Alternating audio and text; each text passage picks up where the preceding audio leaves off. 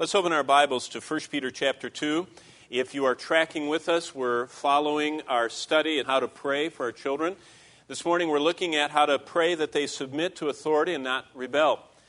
And I'd like to challenge you this morning to think about every day, each of us face opportunities to respond to difficult, unfair, unjust, incorrect authority or decisions made for us by those that are supervising us. And we have a choice of how we respond to that, because all of us in life are under all these layers of authority.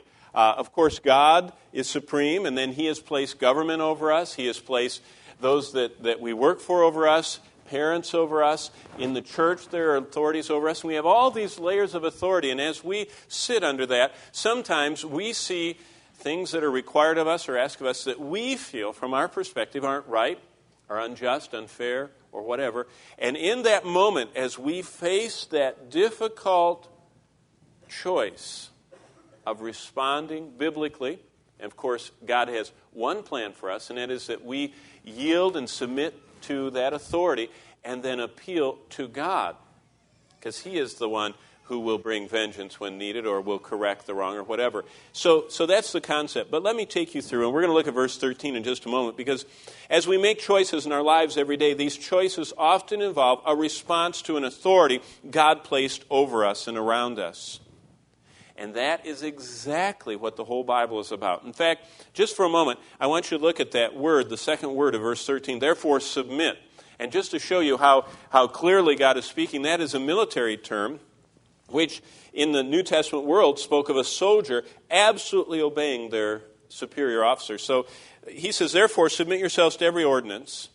And I'm not going to get into the speed limit and taxes and all the other stuff, because those are so clear we're supposed to do what the government says. But I'm talking about the hard stuff. I'm talking about when we step back and think about how hard it is for us to yield to authority in the everyday things. How hard it is for us to yield, especially when we feel that there is something that's not fair or unjust. Let me give you a survey of some of the characters that God profiles, because in the Bible we see a group of people living surrounded by difficulties, and they triumph through them. Let me survey the Old Testament for you. Step back with me and look at how unfair life was in the Old Testament.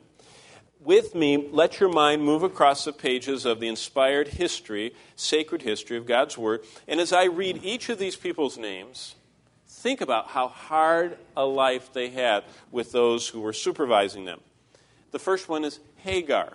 Now, that's the second wife of Abraham. Do you remember her?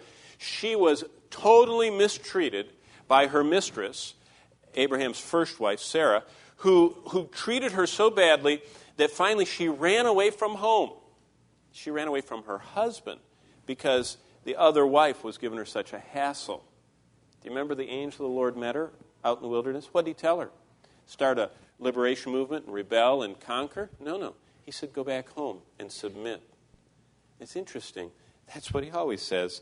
Joseph, mistreated by his older brothers. They wanted to kill him.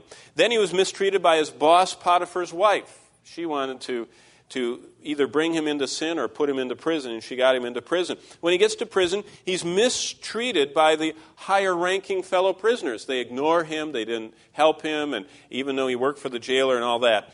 Jacob, his father, mistreated by his father-in-law, and all the events, we know all the stuff that went on there. Later on in the Bible, Hannah, do you remember Hannah, the mother of Samuel? Hannah was mocked by her fellow wife. She was one of two wives, again, in the Old Testament economy, in their disobedience of God's plan. But she was mocked by her closest companion. When she was grieved, she went to the tabernacle, and she was totally misunderstood and, in fact, falsely accused by the priest. And what did God tell her to do? Trust, wait, yield. Same thing He tells all of them. David, in fact, most of the center of the Bible, Mark was just singing Psalm 1, but most of the center of the Bible are psalms from David's troubles. They wouldn't have been beautiful if he wasn't having trouble. But David, he was mistreated by his brothers. He was neglected by his dad. Finally, he was chased for his life by his own father-in-law. All of that. Daniel, the prophets, which end the Scriptures, talk about Daniel betrayed by his fellow workers, sentenced by his own boss to the lion's den. But what did God tell him to do in all of them? Submit. But the question we need to ask ourselves, what happens when we don't do what 1 Peter 2:13 says? What happens when we don't submit? That's a good question to ponder. Because God has said if you do not submit, if you do not yield and obey, even when you don't like what is told you to do, the only other option is to rebel. And since God instituted all authorities, if we rebel against a social order or a family order, a political order, or a secular order that God has instituted, we are not merely rebelling against a boss or a parent. We're rebelling against God himself, he says. Now, think about the New Testament world, and we're getting to 1 Peter, because this book, 1 Peter, was written by the Apostle Peter to a group of people. In fact, in chapter 1, verse 1, it tells us who they were. They were living in the Roman province of Asia. They lived in Pontus, Galatia, Cappadocia, Asia, and Bithynia. We know who they were. We know the world they lived in. Think of the New Testament world. It was so unfair. As we look at 1 Peter 2, we think about the people that Peter wrote to. We're living around unfair and hard to get along with people in those early days of the church. Basically, in the society of the Roman Empire, there were 4 layers of strata, as it were, of society. There were the all-powerful masters. Now, what do I mean by that? I mean, there were these slave owners, and a lot of the New Testament Christians were slaves, and they were owned completely by someone else. They were treated like a wagon or a lawnmower. They were just an object that were used.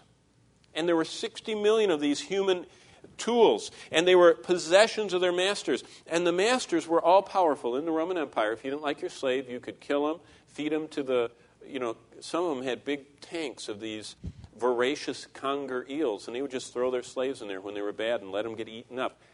That's very unjust. That's very unfair. Did God say, go out and liberate yourself? No, he said, submit to them. Then there were the all-powerful fathers.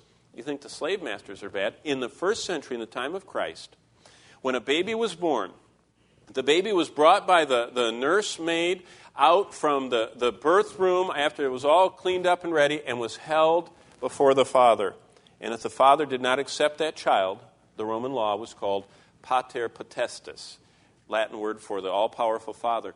If the father said, I don't want him, they would take the baby and throw him out in the trash. That's what they did. Now, we do that before they're born. In our society, it's called abortion. Back then, they used to call it exposure. They just threw the babies out into the trash for them to die of exposure and hunger and whatever, and got rid of them. That was the all-powerful father of the first century. Now, the church thrived on that. The early church, the catacomb livers, would come out of the catacombs and go to the dump yards behind these big villas, and they would take these babies and they'd raise them for the Lord. But the fathers, can you imagine growing up in a home as a small child under Roman law where your father could either accept or reject you at any time until you got to legal age? I mean, you think spankings are bad, or being put in the corner, or saying no? How would you like your dad to say, put him in the dumpster? I'm done. I don't want him anymore. I mean, that's just life in the first century. Very unfair. Then there were the all-powerful husbands. Did you know what marriage was in Paul's day? Marriage was a convenience to get a legal heir. That was all. Most men did not have any affection or real romantic desire at all toward their wife. They married a wife, I'm talking about in the wealthier strata, they married her for a social reason, to have a legal descendant that she would have for them. If you wanted to have fun, you had it with all the other women, but you had that wife to have a legal heir. And so there were these all-powerful husbands, and the women were treated just above a slave. They were stewards. They kept the house and watched the kids, and that's all. And to that group of all-powerful masters and all-powerful fathers and all-powerful husbands, and the last strata of society back then were the all-powerful wealthy people. And they were over the poor, the orphans, the handicapped, and the widows. They were exploited. They were mistreated. They were allowed to suffer as these greedy people sought more wealth. And to that group of people who were mistreated by slave owners and by fathers and by husbands and by the wealthy employers, Paul writes this letter. And this is what he says to these four groups, to the weak, endangered, and troubled peoples. He says, I want to tell you what God says. And interestingly enough, as we listen to Peter, the God of the universe, who does everything well, who knows all things, who is infinitely wise, and he says the same thing to each of these groups. And I'm going to read it to you in a minute. This is what he says. He says, if your master is all-powerful, if you're a slave, submit to him and obey him. Now, one line, unless he commands you to go against God's word. But I'll tell you what, coming to work on time is not a command against God's word. And telling them to work, extra hours they don't get paid for, that's not going against God's word. Well, what he says is if your master commands you to disobey God, you don't have to obey him. But otherwise, even if what he commands you is unjust, unfair, if it's mistreating you, you must still obey him. See, that's the hard thing. In our egalitarian society, we just can't fathom that. When he says, if you have an all-powerful father who's not right, what are you supposed to do? You're supposed to submit and obey if you're a child. To your husband, if you're a wife, submit and obey. To your boss, if you're poor, submit and obey. Why? Because if you don't, and if I don't, there is a dangerous condition we're going to see this morning, which is called stubbornness and rebellion. And that is one of the most dangerous conditions in the Bible, because it is rebellion that God says is like witchcraft, and we'll see later, it is like idolatry. Because God says, I want you to be in difficult situations with your boss, with your husband, with your parents, or whatever, so I can see your heart if you will submit and trust me. Well, let's read these scriptures. 1 Peter chapter 2, starting verse 13. I'm going to skip through several verses. Therefore, submit yourselves to every ordinance of man for the Lord's sake, whether the king is supreme, that's civil authority, or governors. By the way, the king then was Nero, that wicked man. The governor was Pliny the elder, who was throwing Christians off the cliffs of Cappadocia.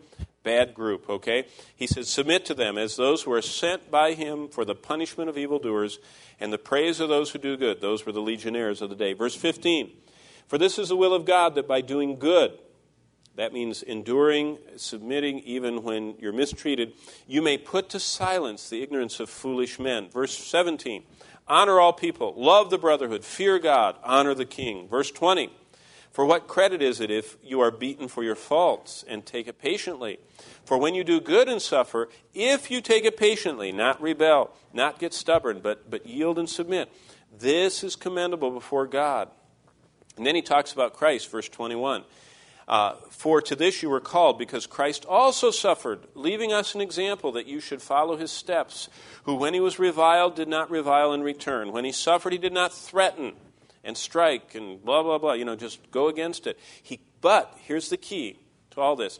He committed himself to him who judges righteously. If you're in a bad situation, if you're mistreated, if you're unfairly taken advantage of, if someone just is just intolerably hard and harsh, the Lord says you don't mistreat them back, you don't revile them and fight and tell them off or whatever. Look at verse 23.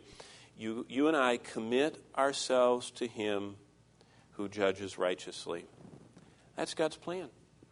Trust in the Lord with all our heart. Don't take it in our own hands. And God will take care of the matter if we obey him. Let's bow before him in prayer.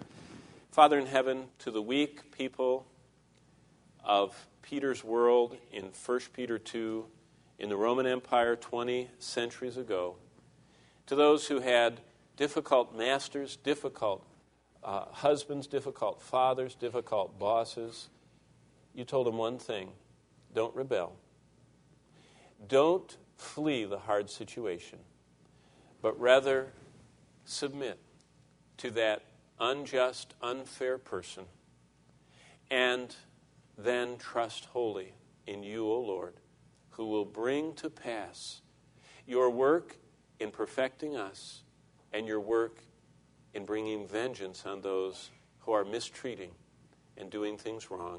I pray that we would trust you more today, that we would love you more, that we would entrust more and more of our life and take less and less of it into our own hands, so that we can prayerfully guide those you've put into our lives, to teach them in the hard situations in life. We don't run like Hagar. We don't grumble and complain and fight like others we see. And we don't disobey you. but we submit and trust. In the name of Jesus we pray. Amen. The second group, the first group I just showed you in verse 13 on, were the weak. Look at the workers in verse 18. And you can just mark this in your Bible. I mean, it says in verse 13, submit to every ordinance of government, that's society. Verse 18, servants, that's in your work. Be submissive to your masters, that's your employer, with all fear, not only to the good and gentle, the one that have all the benefits programs. You know, my father worked for General Motors for 46 years. My dad worked from when he was 17 till he was 63 at the same plant for the same company. He earned more money every single year he worked there, and now that he's retired, he's making more than he ever made the whole time he worked there in any one year. I mean, what a deal. I mean, General Motors and UAW keeps making more and more concessions. My dad has more benefits than I've ever heard of. I mean, they almost pay him to go to the doctor. But that world is past. That's why cars cost so much, by the way. But that was the old world where you got one job. Bonnie's dad worked for AT&T for 44 years. Same thing. Man, he's out on the golf course spending that pension every. That world is past. So those were the good years where you worked for one company for life and the company just grew and grew and you made more and more money. That world is past, probably forever. But what does God say to the workers in verse 18? To the good and gentle, you get a good job, you work 46 years and they treat you well, great. But you get a job where they're always cutting your pay, increasing your work, and it's very, very insecure, or you don't even have a job. You're supposed to be submissive even to the harsh, to the bad employers. You're not supposed to rebel. You're not supposed to resist, but to trust the Lord. So that's his word to the workers. His word to the wives is in chapter 3, verse 1. Remember, if you have a bad master, that's 2:18. You have a bad husband. Right here it is in chapter 3, verse 1. Wives, likewise, like what? Like Jesus Christ committed himself to God. Likewise, wives, be submissive, same word, military term, absolutely submit to your authority over you. Likewise, be submissive to your own husbands, that even if some do not obey the word, that means either they were unsaved or they acted unsaved, they without a word, that means without you griping, complaining, and preaching to them all the time, may be won by your conduct. Wow. That was pretty heavy. Not too heavy in our day because we don't have very many pater potestases throwing babies in the dumpsters. But can you imagine what this meant in the first century to those women? It was awesome for them to think that when they were saved, they had a heavenly Father that they could appeal to, that if their husband was mistreating them and harsh and everything else, that they would lovingly, by God's grace, submit and then trust, as I read to you about Christ at the end of verse 23 of chapter 2. But commit yourself to him who judges righteously. Let God take care of them. Peter, tragically, does not mention the children, but Paul does, thankfully. I don't know why Peter didn't just keep going, but I guess he was heavy on the wives and husbands and servants. But Paul says the same thing for children. If you have a bad father, he says, children, obey your parents, Ephesians 6, 1 and 2. In the Lord, this is right. No matter what, obey them and honor them. It's the first commandment with promise. So God says to the weak, chapter 2, 13 on, he says, submit and trust, and no matter what. God says to the workers, be submissive to your master, even the harsh one. God says to the wives, be submissive to your own husbands, even if they don't obey the word. God says to the children, obey them in the Lord, even if they're not good or fair. What happens if we don't? What happens? What happens if a wife says, I'm taking this in my own hands? Rebellion occurs, and a slippery, dangerous slope lies before them. What happens if a worker says, I'm going to rebel? It's very dangerous to rebel against authority, which is what I'm going to show you this morning. The Lord says we're to yield ourselves to all level of authority over us unless they ask us to disobey a clear command of God's word. No matter what the conditions, the command was the same from God.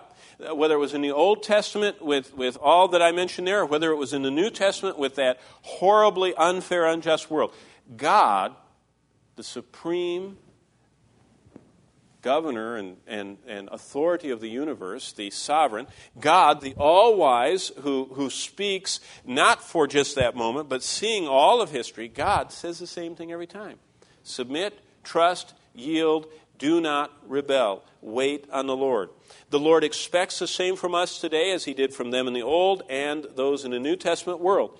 And we have come then to this area in our little prayer study.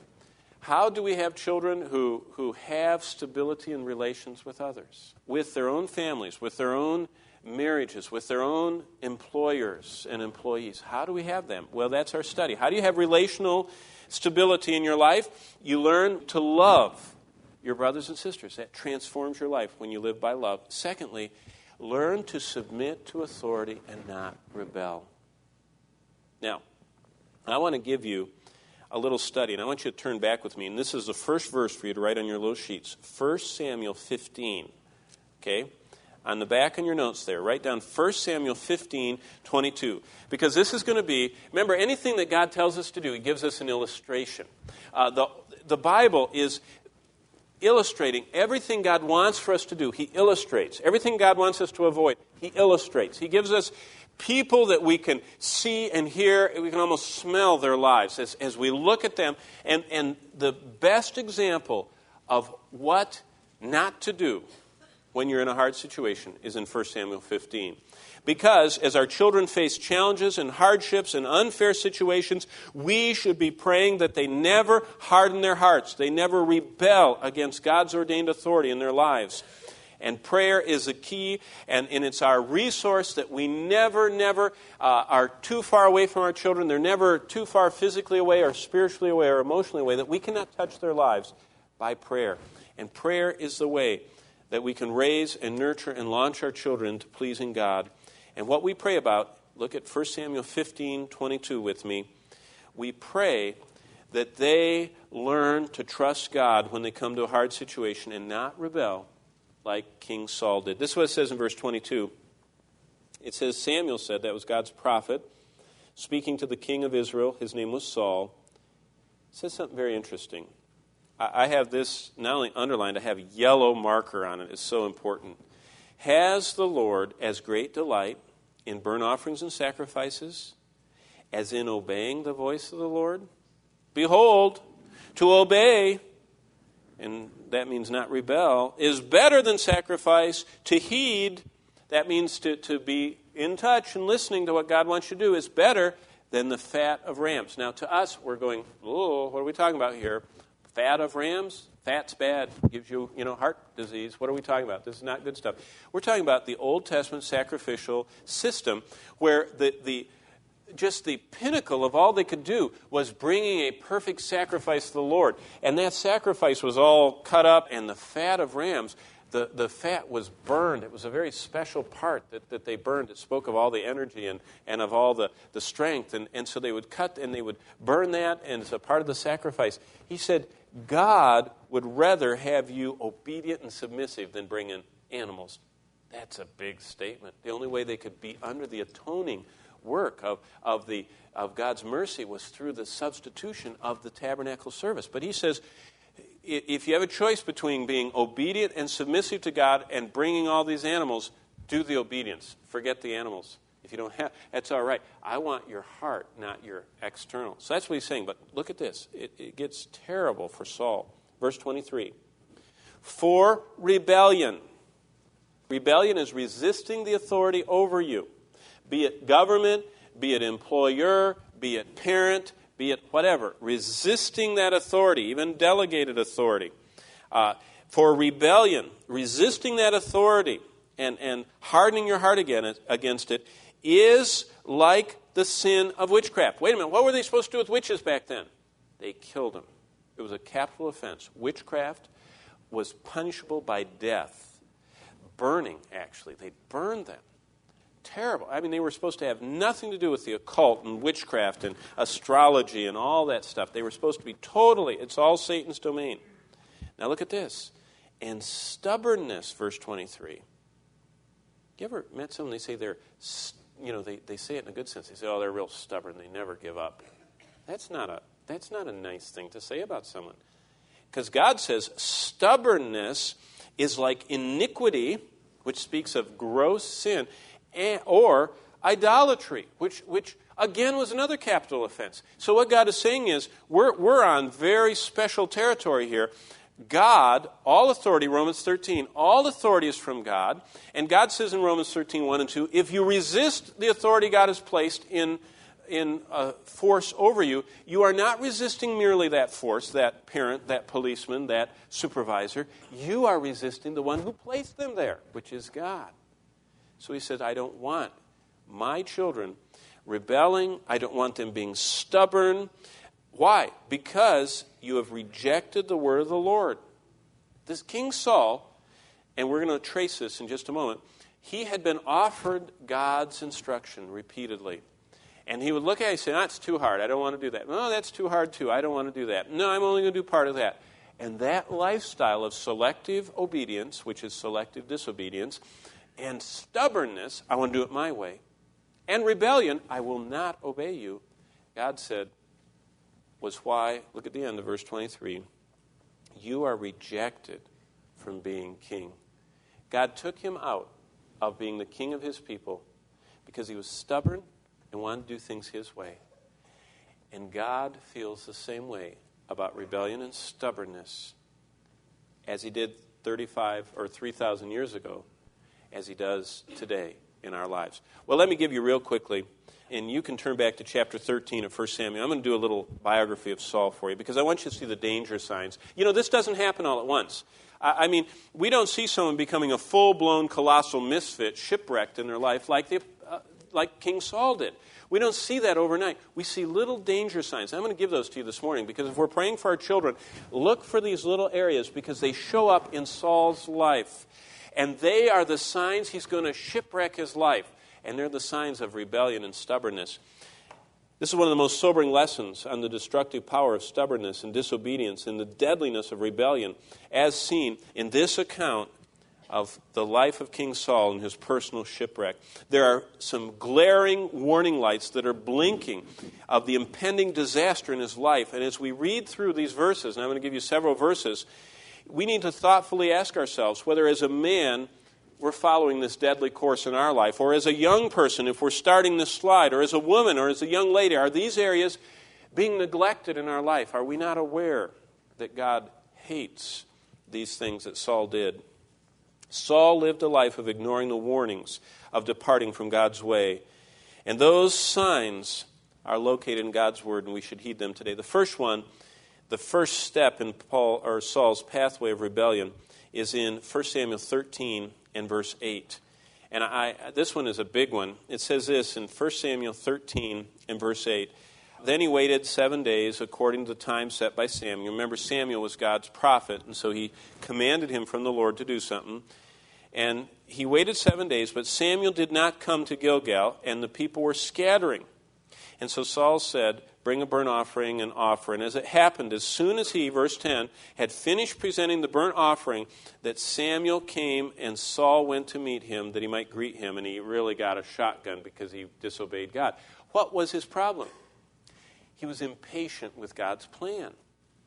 What was God's plan? God said the offerings are to be offered by the priest, by the prophet priest, Samuel, not by you. You're not supposed to offer offerings. It's supposed to be done my way, my timing, when I want it, by my man, not by you. So that's what Samuel told Saul. And he said, Saul, wait here, and in 7 days I will come. So what Saul did is what most of us do. We take the easiest way to obey. And probably 1 minute after midnight of the seventh day, he was thumping around, and Samuel wasn't there, so he said, I'm taking things in my own hands. And he was impatient with God's plan, and he usurped Samuel's place, you know the story, and disobeyed God. Saul's pathway of rebellion started with impatience with God's plan. So immediately we all settle back in our seats and say, I don't have that problem. Well, wait a minute. Are you impatient with God's timing for you to get married? I meet people all the time. They say, I'm going to have to take this in my own hands. I'm getting to be so many years old, and I haven't gotten married yet, and I want to be married. And so they start disobeying God, and they start dating unsaved people. God says, don't be unequally yoked together with unbelievers. And if you're not supposed to yoke them, you shouldn't even start the yoking process, right? But they do. They're impatient with God's plan and His timing for their marriage. Or they're impatient with God's plan and timing for their children. having children, or for their job, getting a job or keeping a job, or for their security, having wealth, and they're willing to disobey what God has laid down as his plan because they are impatient with his timing. That's all Saul did here. He was just impatient with the timing. Saul was seeking the approval of the people around him before he sought God's approval. You see, he had told all these people they were going to have the sacrifice, and so they all came up, and he was waiting for Samuel, and Samuel didn't show up, and he was getting embarrassed. Isn't that what happens? Everybody thinks we're supposed to succeed, or we're supposed to do this or that, and we start getting embarrassed about it, and so we take things into our own hands, and we usurp God's plan in God's way, and we take it into our own hands, and that is a dangerous sign of a rebellious life, impatience with God's plan. It doesn't stop there. Look now down to verse 22. Here's another dangerous sign.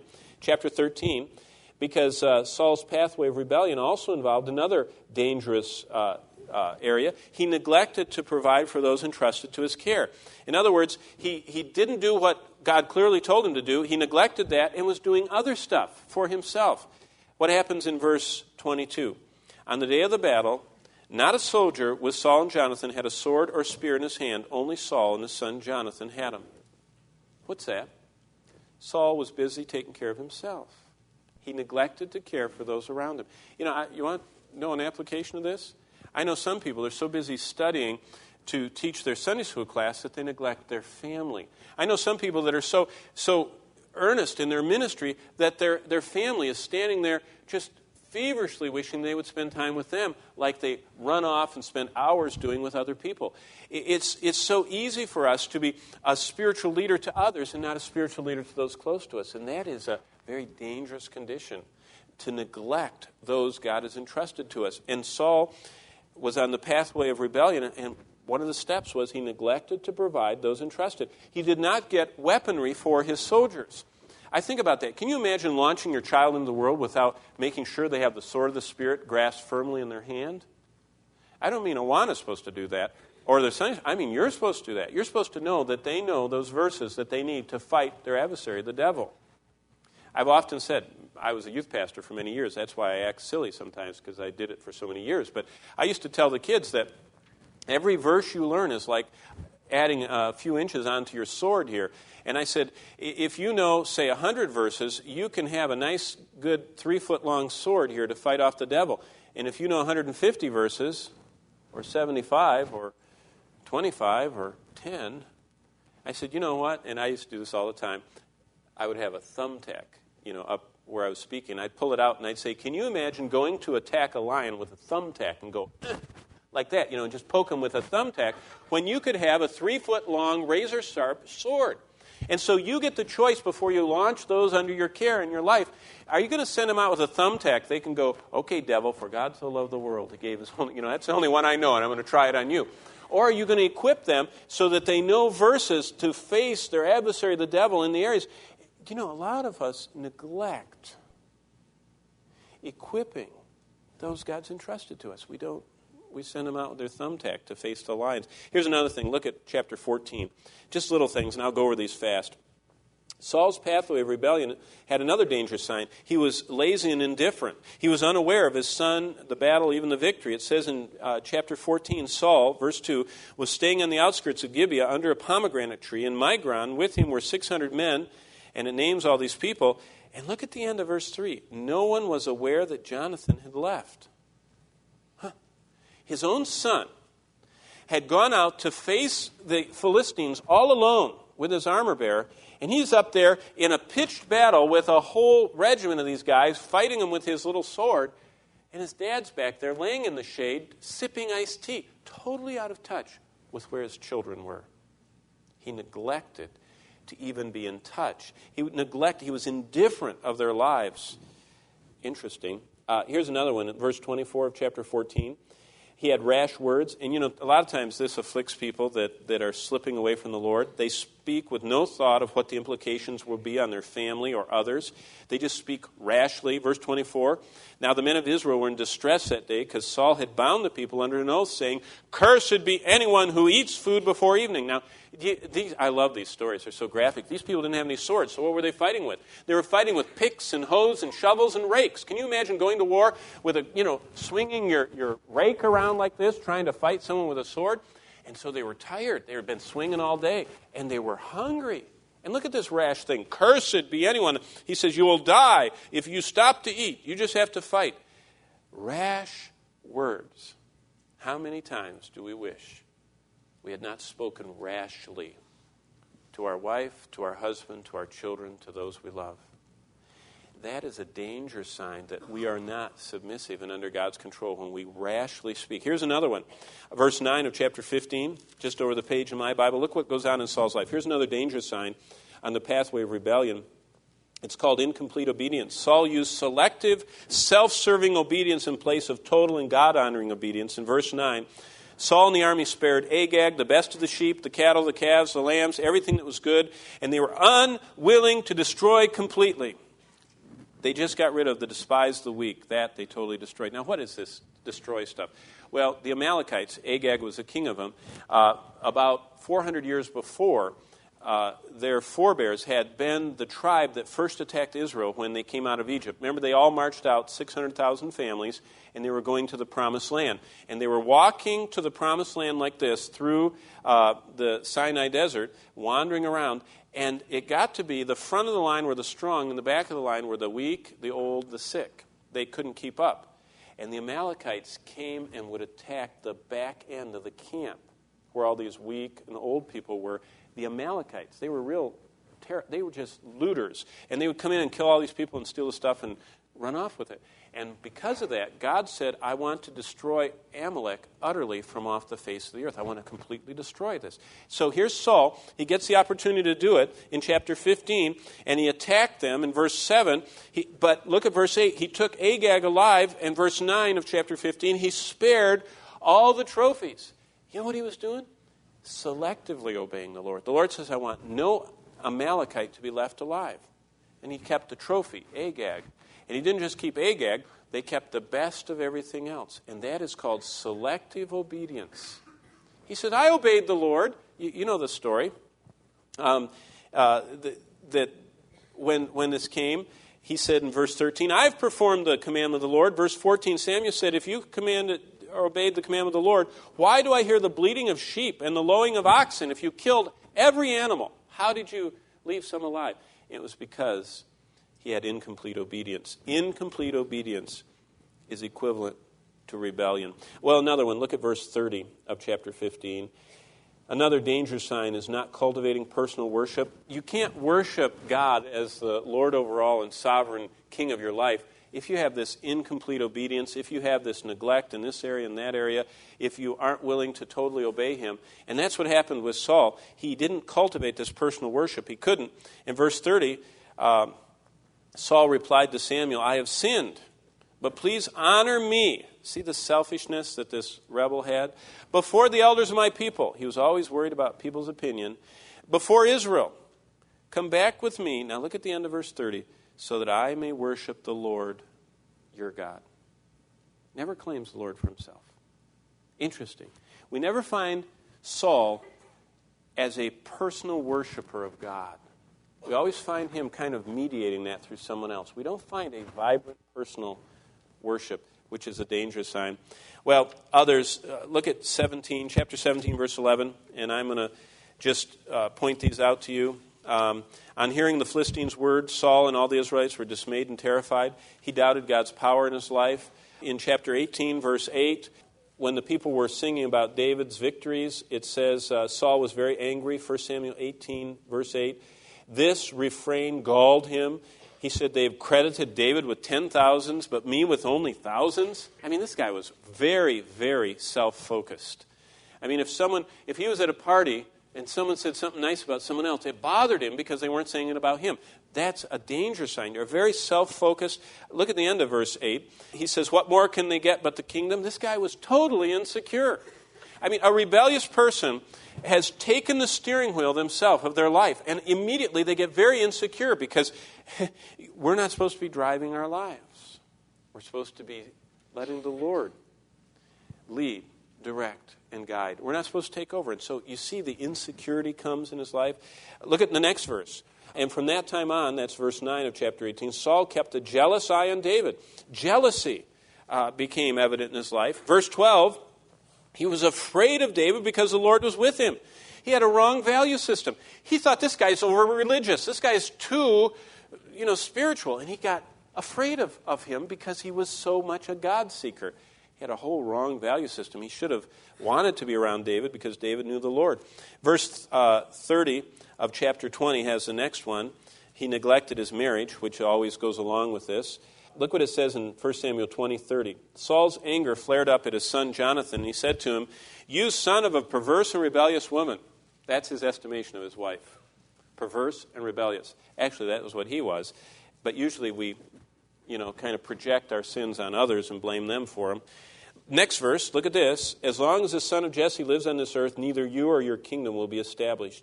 He only saw things from an earthly perspective. That's why he was a rebel. He didn't see God. He didn't see God's kingdom. He didn't see God's plan. He saw his kingdom and his son, and he wanted his son to have his kingdom. And he didn't realize that everything he had, everything is from God and for God. And everything is through and for the glory of God. He didn't see that at all, and he rebelled against God's plan, living on an earthly perspective. Look at chapter 22, verse 17. Here's another dangerous sign in his life. 1 Samuel 22. He had no fear of God. The king ordered the guards and said, "Turn and kill the priests of the Lord." God asked him to kill his enemy, Agag. He wouldn't kill him. He goes around and kills God's priests. This guy had no fear of God. He kills God's priests and spares God's enemies. No fear of God in his life. Rebel, through and through, stubborn and disobedient. Here's the last one, which is in chapter 28:18. And this is the sad ending of all this. 1 Samuel 28:18. Saul's pathway of rebellion ended with him not hating the enemies of the Lord. If we love someone, we hurt when they do, and we're loyal, and we revere the names of those we cherish. Saul had none of these qualities. Because, it says in verse 18 of chapter 28, you did not obey the Lord, you did not carry out his fierce wrath against the Amalekites, the Lord has done this to you today. And the Lord abandoned Saul. The end of his life was a tragedy. He crashed against the rocks of his own disobedience. He sank in the dark waters of sin. He was a disgrace to himself. He committed suicide. A disgrace to his family he didn't protect. A disgrace to his country he betrayed. And most of all, a disgrace to God he ignored and dishonored. Why? Very basic, one problem he had. He didn't trust the Lord with his life. He said, "No, I will not obey you. I will live my life my way." That's called rejecting God's word and being stubborn and rebellious. We should be praying for our children to trust in the Lord, Proverbs 3, 5, and 6, with all their hearts. To not lean on their own understanding, live the life their way. In all their ways to acknowledge God and to acknowledge his ownership and authority. And then he'll direct their paths.